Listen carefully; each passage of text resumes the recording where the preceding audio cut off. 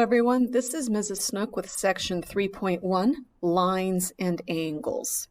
So in chapter 3, we're going to talk a lot about lines and angles that are formed, especially when you have two lines that are crossed by a third line. We'll also have a little bit of an introduction into triangles, and towards the end of the chapter, we will write equations of lines. So our first example is, look at this box here. We're going to find the names of all segments that are parallel to line segment RU. So I'm going to go ahead and highlight line segment RU so we can see what we're talking about. And the ones that are parallel, those are the ones that will be in the same plane, but they never intersect. So right here, line segment VY, line segment WX, and line segment ST. Those are all the ones parallel to RU. You can, if you want, write these names of the segments by reversing the letters. All right, next we're going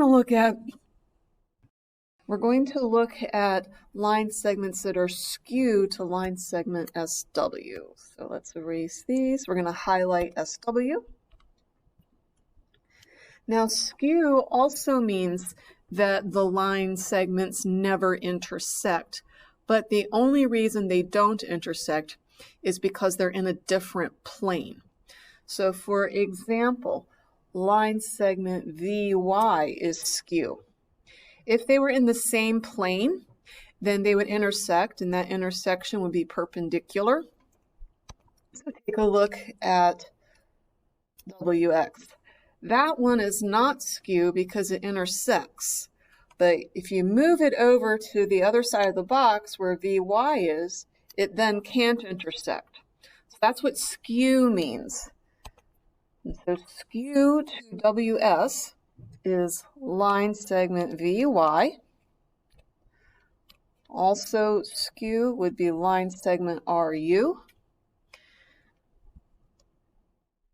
Line segment YX. And line segment UT. I'm not going to include VR because those are parallel.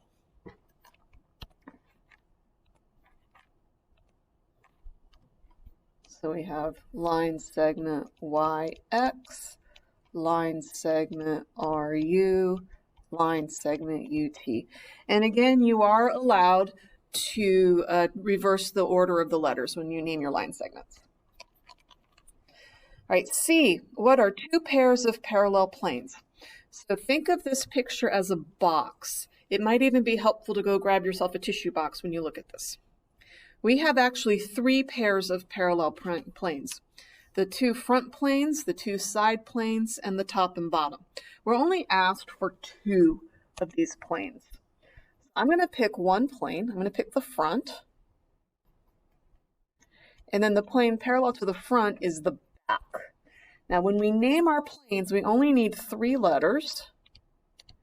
So you can choose any three letters in the plane to name your plane. I'm going to use VRS.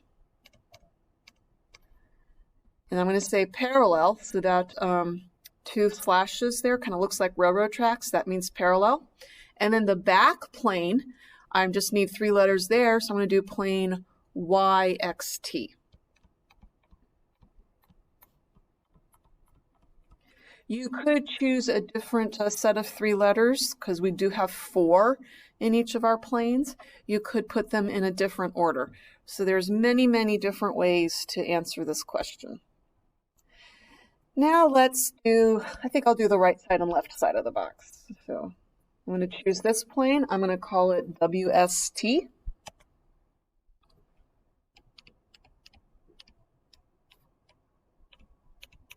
Is parallel to the plane on the other side. I'm going to call that VRU.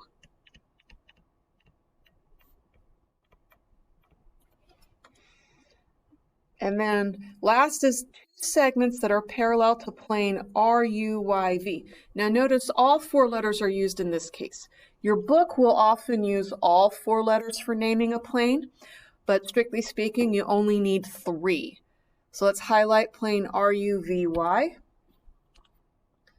or UVY is this one, two segments that are parallel to that plane.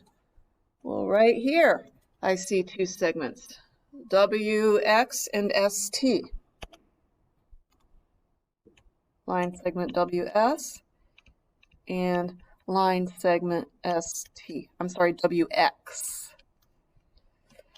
However, I want you to notice that there are two other segments that are also parallel. You could have gone with WS or XT.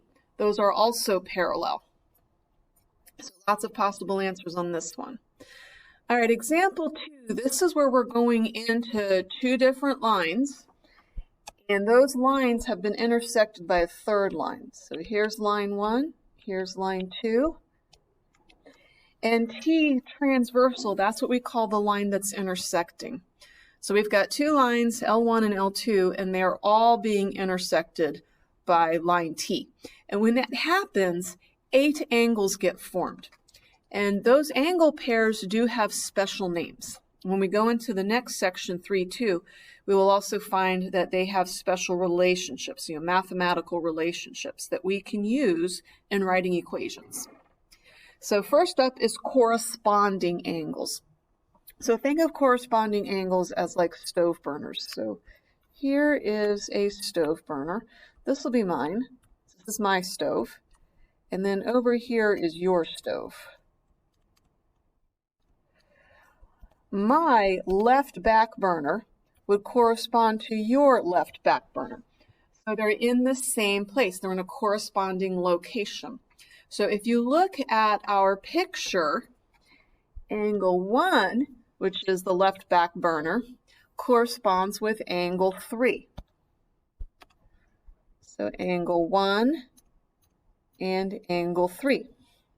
We also have angle 2 corresponds to angle 4. Those would be your front left burners. So angle 2 and angle 4. We can play the same game on the other side of the transversal and have angle 8 and angle 6 are corresponding. And then I'm going to just write it over here.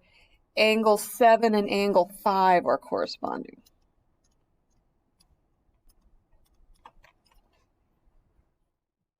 Next up is same side interior angles. Now that means they're on the same side of the transversal, but inside our two lines. So here's one pair of same side interiors, angle 2 and angle 3. They're both on the left side and they're inside L1 and L2.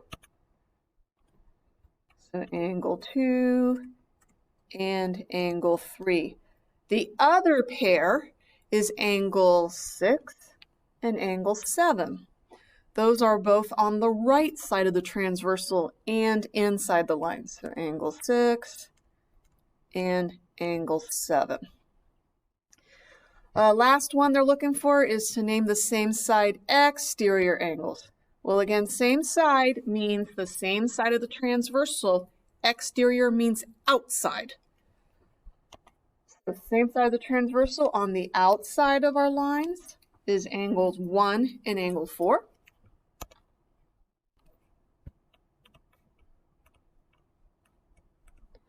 Also, angle 8 and angle 5. Example 3. We're going to name some alternate exterior pairs of angles. Now, alternate means opposite sides of your transversal. Here's our transversal. Here's line 1. Here's line 2. So opposite sides. So one on the left, one on the right, and outside the lines. So angle 1 and angle 8 are one pair.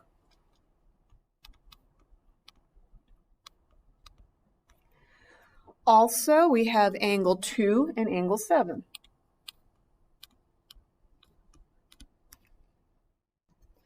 Next, it wants 4 linear pairs. So keep in mind what a linear pair looks like. Makes a line, and they share a side. That's what a linear pair looks like. There are actually like 8 linear pairs in this picture. we're only going to name 4 of them. I think I'm going to name 2 that are formed with line 1 and 2 that are formed with line 2. So angle 1 and angle 2 are one pair. Another pair would be angle 1 and angle 3. Now the other 2 pairs, or 2 more pairs I should say, I'm going to go down to line 2, angle 6 and angle 8. Those make linear pairs. Angle 5 and angle 7 make linear pairs. And there's more. So you may have chosen a different 4 sets of linear pairs. That's perfectly all right. There was 8 in there. Okay, we're going to name the alternate interior angles. Alternate means opposite sides of the transversal, so one on the left, one on the right, interior, inside the lines. There's actually 2 of those. There's angle 3 and angle 6. Also angle 4 and angle 5.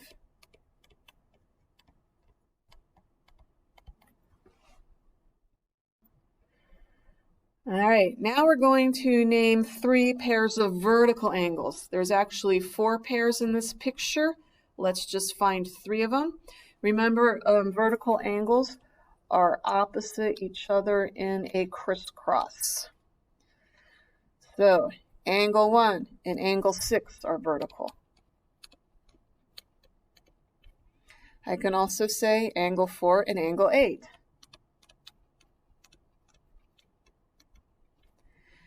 And I'm going to do angle 2 and angle 3.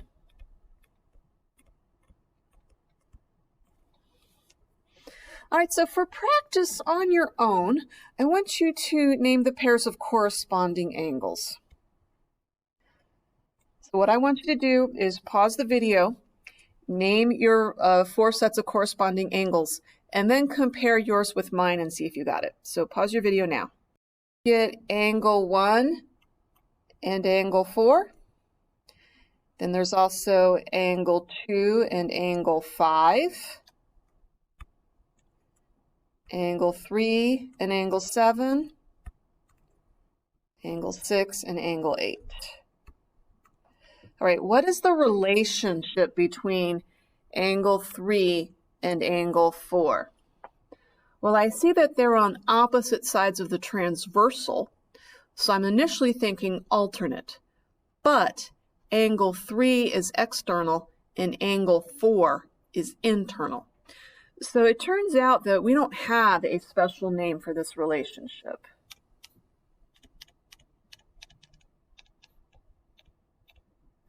However, as we go forward in the next section, we will see that there is a mathematical relationship between those 2. All right, that's it for today's video. Thank you for watching and have a great day.